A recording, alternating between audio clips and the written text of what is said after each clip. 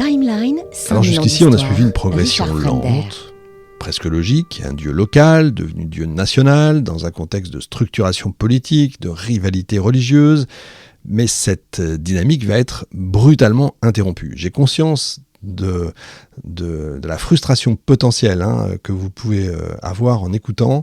Je rentre pas trop dans les détails parce que sinon, franchement, je vous perds. Je vous assure, je vous dis, c'est plus d'1 an et demi de lecture pour travailler cette émission. Ça fait vraiment longtemps que je voulais la faire.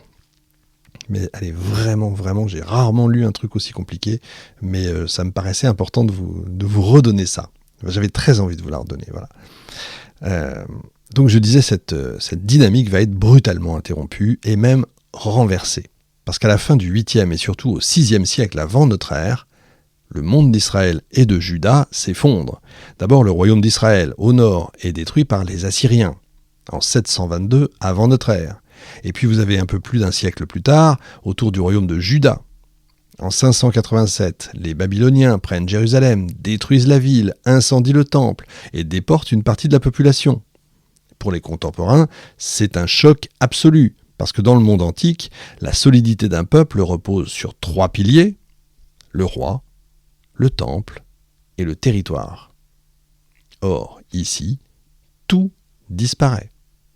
Le roi est renversé, le temple, qui est le lieu même de la présence divine, est détruit, et le peuple est en partie arraché à sa terre. C'est une crise totale, politique, sociale, mais surtout religieuse. Parce qu'une question devient inévitable. Si Yahvé est le Dieu d'Israël, comment a-t-il pu laisser cela arriver ? Et vous retrouvez cette question au fil des âges. Évidemment, vous la retrouvez en 40. Comment un Dieu peut-il laisser faire ça ?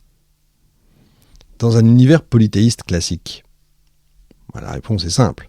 Le Dieu des Babyloniens est plus fort. Mais cette réponse est inacceptable pour les élites intellectuelles judéennes. Elle signifierait que Yahvé n'est donc pas le véritable Dieu. Alors vous avez une autre explication qui va émerger. Une explication radicale. Selon les textes qui commencent à être rédigés ou retravaillés à cette époque-là, la catastrophe n'est pas une défaite de Yahvé, mais au contraire, c'est son œuvre. C'est lui qui a permis la chute de Jérusalem. C'est lui qui a utilisé les Babyloniens comme instrument de sa colère. Pourquoi ? Parce que son peuple l'a trahi, parce qu'il a vénéré d'autres dieux, le peuple, pas lui, parce qu'il n'a pas respecté les exigences de l'alliance. Et cette interprétation change tout. Elle transforme une défaite en démonstration de puissance. Parce que si Yahvé peut se servir d'un empire étranger pour punir son propre peuple, alors il n'est plus seulement un dieu local, il devient un dieu qui contrôle l'histoire elle-même. Un dieu au-dessus des nations, un dieu capable d'agir partout, même en dehors de son territoire. Et cette idée-là, comprenez bien, est absolument révolutionnaire. Elle marque un véritable basculement. Jusqu'ici, Yahvé était lié à un peuple, à une terre.